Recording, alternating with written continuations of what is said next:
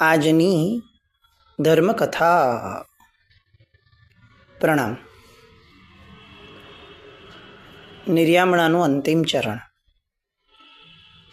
મદન રેખાજીએ યુગબાહુના કષાયોને જ્યારે પ્રાયો ઉપશાંત કરી દીધા છે,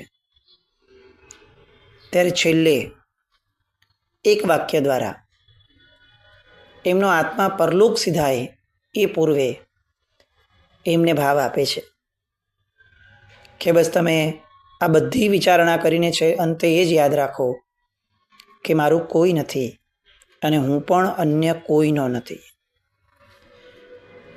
જીવનમાંથી લાચારી, દીનતા આ બધું કાઢી અને તમારા પોતાના આત્માની સ્વાધીનતા, તમારા પોતાના આત્માની ખુમારી, બસ એ એકત્વ ભાવની અંદરમાં આવો.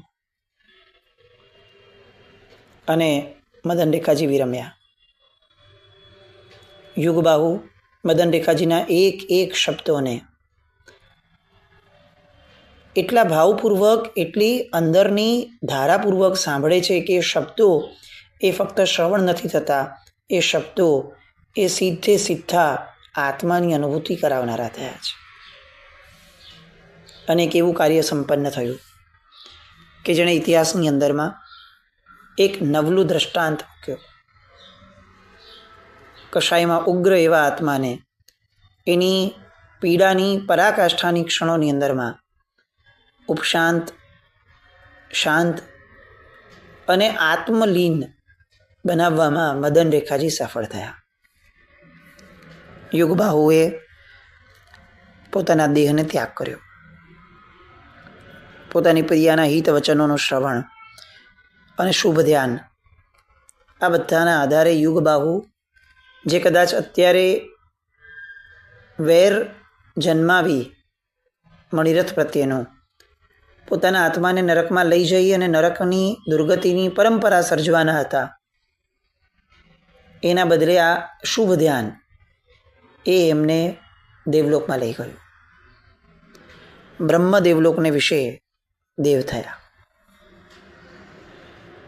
એક ચેપ્ટર મદન રેખાજી અને યુગબાહુનું અહીંયા પૂરું થયું. મદન રેખાજીનું જીવન આગળ ઘણું લાંબુ છે, જે આપણે જોવાના છીએ. પણ જે એક આધાર આપણે મેળવવાનો હતો, એક સ્ત્રી શું કરી શકે છે અને એક નિર્યામક એ કઈ રીતે કોઈના આત્માની આખીને આખી ભવ પરંપરા બદલી શકે છે, એ દૃષ્ટાંત આપણે અહીંયા સંપન્ન કર્યું. ક્લિયર દેખાઈ શકે એમ હતું કે આ નરકમાં જશે કે દુર્ગતિએ જશે. આર્થ ધ્યાન અને એક અપેક્ષા એ રૌદ્ર ધ્યાન એ બહુ સહજ જેને હતું એ શુભ ધ્યાનમાં મરી અને બ્રહ્મ દેવલોકમાં ગયા. દેવલોકમાં ગયા એનું અનુમોદન કે એની મોટી વાત નથી. શુભ ધ્યાનમાં રહ્યા અને શુભ અનુકૂળતાઓ વચ્ચે હવે જ્યારે આગળની વાર્તા આવશે ને, અને એમાં યુગબાહુના આત્મા વિશે જ્યારે આવશે, ત્યારે આપણને આ ખરી વેલ્યુ સમજાશે કે નિર્યામણાએ એના ભવ પરંપરાની અંદરમાં શું ફરક પાડ્યો.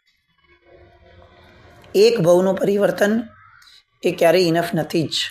આજે આપણે ફક્ત એમ જે માંગીએ છીએ ને કે ભાઈ આવતા ભવની અંદરમાં હું મહાવિદેમાં જાઉં, કે આવતા ભવની અંદરમાં હું આ પામું, એક ભવના પરિવર્તનથી આપણું આખું ને આખું પરંપરાનું વલણ બદલાઈ જશે એવું માનવું થોડું વધુ પડતું છે. ભવની પરંપરા બદલાવી હોય તો સદગતિની સાથે સાથે સન્મતિ મળવી જોઈએ. સન્મતિ મળ્યા વગરની સદગતિએ આપણા ડૂચા કાઢ્યા છે. આ મનુષ્ય ભવ એનું તો આદર્શ દ્રષ્ટાંત છે. સદગતિ મળી છે. એક પણ એવું ફેક્ટર નથી અત્યારે આપણા જીવનમાં કે જે સદગતિથી આપણને, સદગતિની વ્યાખ્યાથી આપણને વંચિત રાખે. તમે જુઓ, જગતના ભયંકરમાં ભયંકર કહી શકાય એવા પરિણામો આજે જે આપણે જોઈ રહ્યા છે. લોકોના જીવન કેવા આર્ત ધ્યાનથી સળગે છે, કેવા ઝઘડાઓ, કેવા વિખવાદો, કેવો અહંકાર, કેવી પીડા, કેવા પાપોનો ઉદય, કઈ હદ સુધી કેરેક્ટર અને ચરિત્ર ખતમ થઈ ગયું છે આ જગતમાંથી, એવી પણ આપણને અનુભૂતિ થાય એવા દ્રષ્ટાંતો અને તેમ છતાં આ બધાથી આપણું જીવન ભગવાનની કૃપાથી જે પર રહી શક્યું છે, આનાથી સારી સદગતિ આપણને શું મળવાની? અતિશય પૈસાવાળા લોકોએ જે પોતાના જીવનનો વેડફાટ કર્યો છે અને પોતાના જીવનને દુર્ગતિની પરંપરા તરફ જે ધકેલ્યું છે, આપણે એમાંથી એ બાકાત રહ્યા. આનાથી સારી સદગતિ શું મળશે? અને જેની જિંદગી ફક્ત ને ફક્ત સાંજે શું જમશું એ પેટ રડવા માટે મજૂરી કરવાની અંદરમાં પૂરી થઈ જાય છે, એમના કરતાં આપણે ઘણા આગળ છીએ ભૌતિકતાની બાબતમાં. આનાથી સારી સદગતિ પણ શું મળશે? અને તેમ છતાં આપણને પોતાને ચડ ઊભી કરવી છે અને આપણે આ સદગતિને પરંપરાની અંદર, સદગતિની પરંપરા સર્જાય એ દિશાની અંદર લઈ જવાના બદલે આ સદગતિને ફક્ત ભોગવી લઈ અને ભવિષ્યની અંદરમાં દરિદ્ર થઈ અને આપણે ક્યાંક ને ક્યાંક દુર્ગતિની પરંપરાએ જઈએ, એ સ્થિતિમાં આપણું જીવન અત્યારે જઈ રહ્યું છે. ભગવાનની શાસનની દૂર પણ નથી અને નજીક પણ નથી. પ્રભુ એમની ક્રિયાઓ આપણે કરીએ પણ છીએ, પણ એ ભાવોલ્લાસની અંદરમાં જતા પણ નથી. બધા દ્વંદ્વની અંદરમાં આપણું જીવન અત્યારે છે. ભૌતિકતા ગમે પણ છે અને ભૌતિકતા છૂટતી પણ નથી. આસક્તિઓ છે જેને કાઢવા માટેનો કોઈ પ્રયત્ન નથી અને ઉપર છેલ્લા ઢાંક પીછોડા રૂપ ક્રિયાઓ અને વ્રતો એ લઈ અને આસક્તિ પર ઘા કરતા નથી. ધર્મના ક્ષેત્રમાં આવ્યા પછી પણ કેવલી પન્નત્તો ધમ્મો, આ વાતને ક્યારેય ઊંડાણમાં જઈને વિચારી જ નથી. કેવલીએ મને આ રીતે ધર્મ કરવા ન કીધું હોત. આવું વિચારતા નથી ને આવું ન વિચારતા વિચારતા આખું આયુષ્ય પૂરું થઈ જાય અને અંત સમયે કશાયો એ આપણા પર હાવી થઈ જાય અને પછી મૃત્યુ બગડ્યું, સમાધિ બગડી, મૃત્યુ બગડ્યું અને પરંપરા બગડી. આ ચક્રમાંથી બહાર નહીં આવવું હોય તો જે જીવન ચાલે છે એને એમને એમ જ રહેવા દઈએ.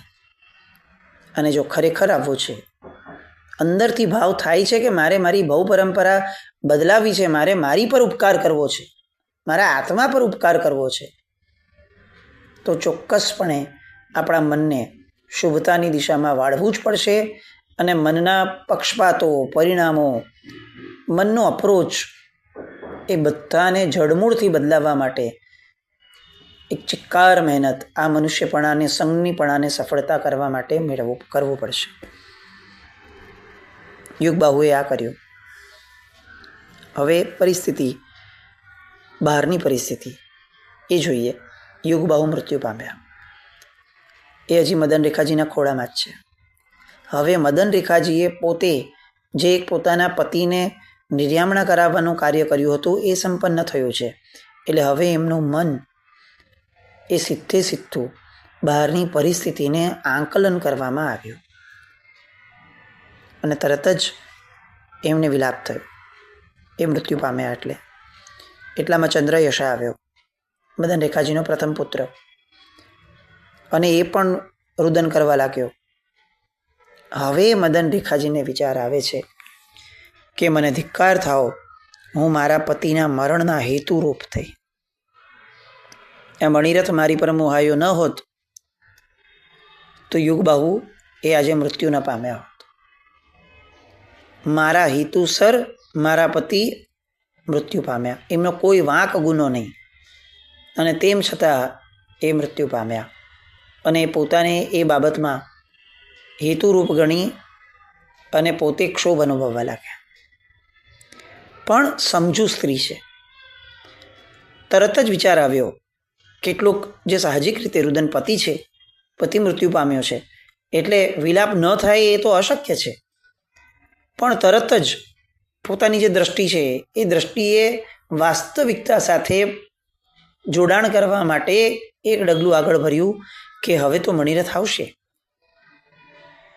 અને પતિ વિનાની સ્ત્રી છે એટલે તારે બીજું કોઈ શરણ નથી, તું મારા શરણે આવી જાય એમ કહીને દુષ્ટ મને પકડીને લઈ જશે. અને આ નગરની અંદરમાં ન પહેલાં ન આજે મારો કોઈ રક્ષક નથી. એટલે મારે હવે આ શીલ ધર્મની રક્ષા કરવા માટે તાત્કાલિક કોઈ નિર્ણય લેવો પડશે.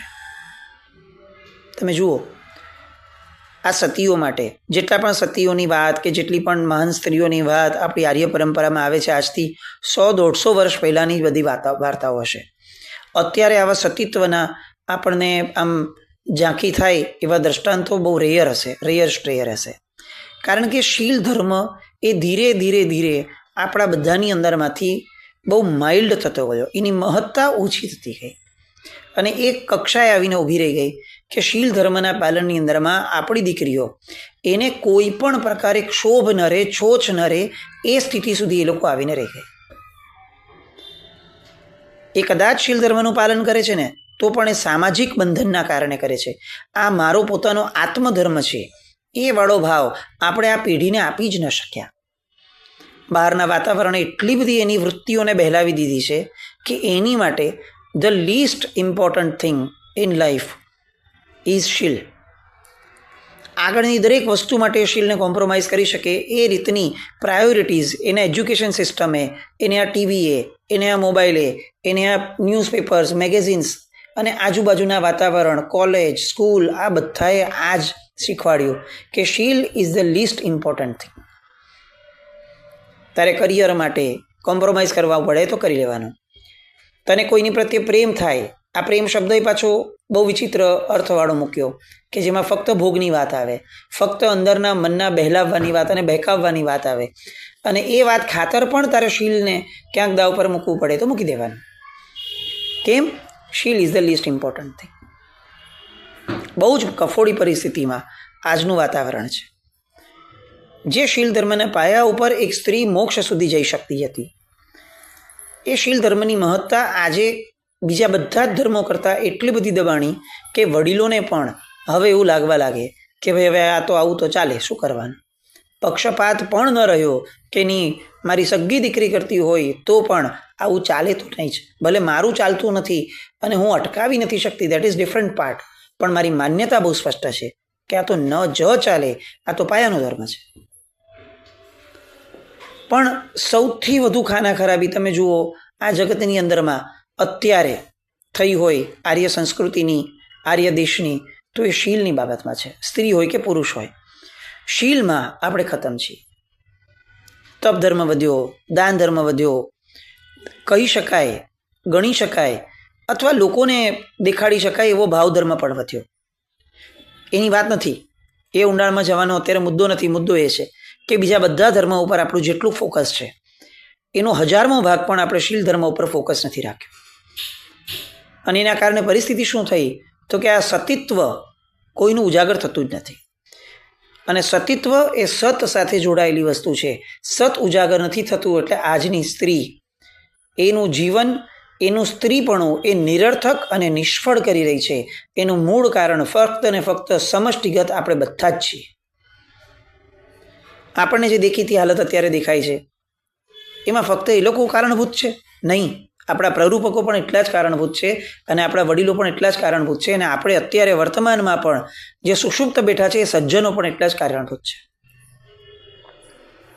જેના ઉપર આખું આખી સંસ્કૃતિ નિર્ભર હતી એ સ્ત્રી આજે કેવી બિચારી અને કેવી વિચિત્ર લાચાર થઈ ગઈ છે. એ કોઈ પણ ક્ષેત્રમાં જાય સૌથી મોટી હાનિ એના શીલની થવાની. એ ઘરની બહાર પગ મૂકે તોય મોકાણ છે અને ઘરની અંદર રહે તો પણ મોકાણ છે. એ સ્થિતિમાં એનું જીવન આવ્યું કારણ કે એનું મન એ ક્યાંય પણ નિયંત્રિત રહે એવો સંસ્કાર એને મળ્યો જ નથી અને મળતો પણ નથી. અને વર્તમાન જોઈને એવું લાગે કે મળશે એ પણ શક્યતા નથી દેખાતી, કારણ કે શીલ ધર્મની મહત્તા આપણને ક્યાંય નથી દેખાણી.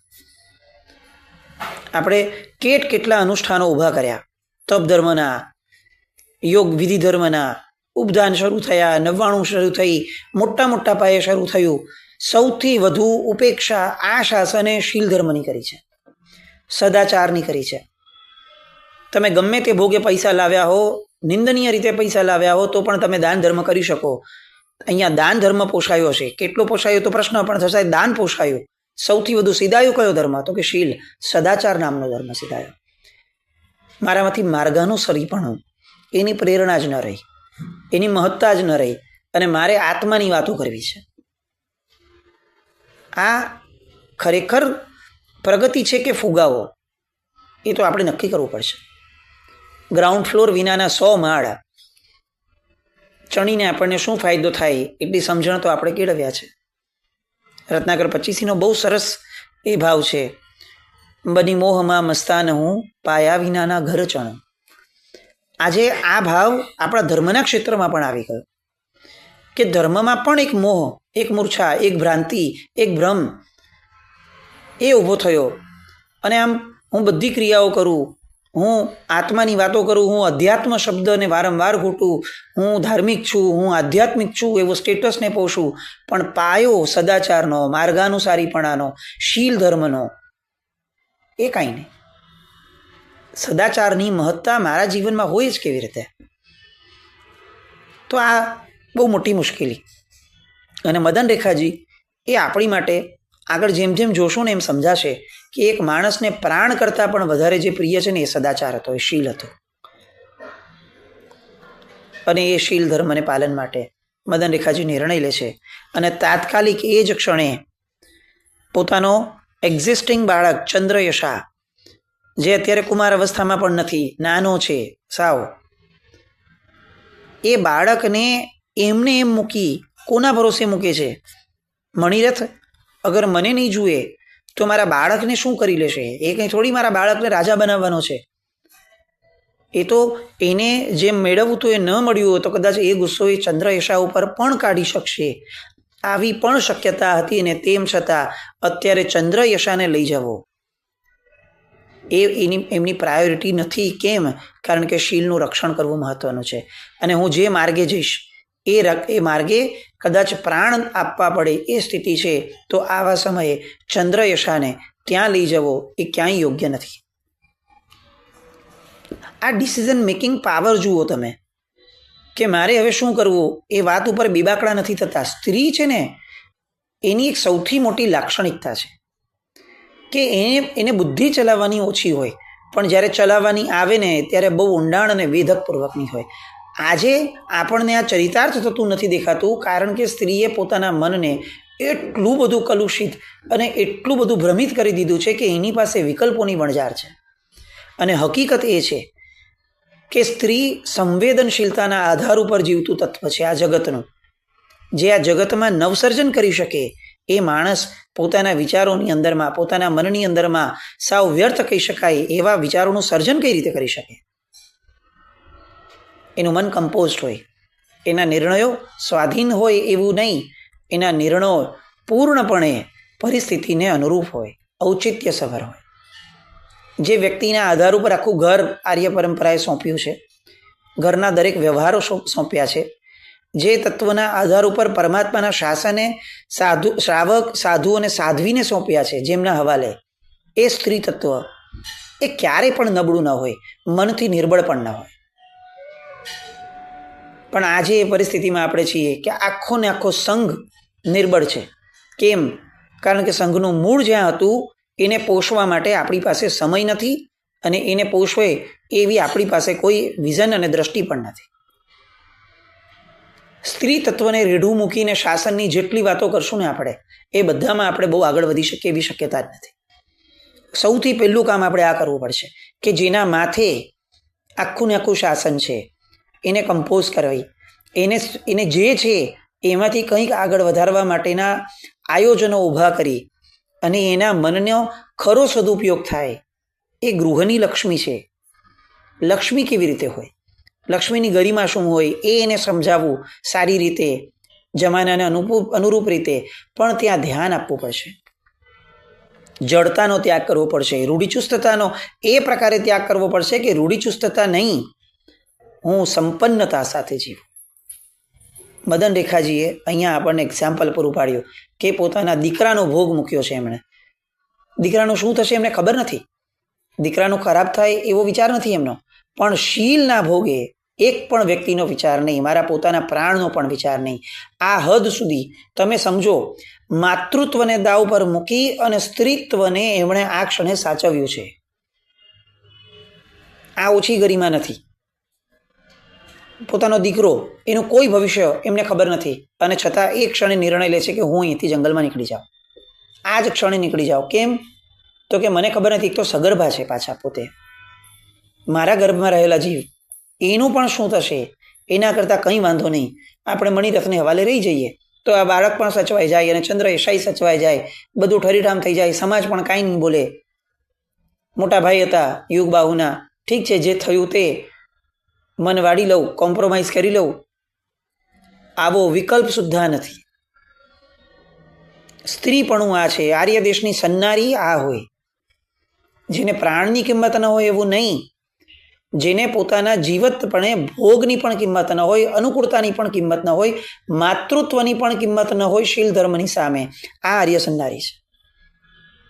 અને આજે આપણે જે વિકટ પરિસ્થિતિમાં છીએ એ જોઈએ તો ખરેખર એવું લાગે કે જૈનમ જયતી શાસનમ બોલતા પહેલાં આપણી જીભ ક્યાંક ને ક્યાંક એના લોચા વળી જાય.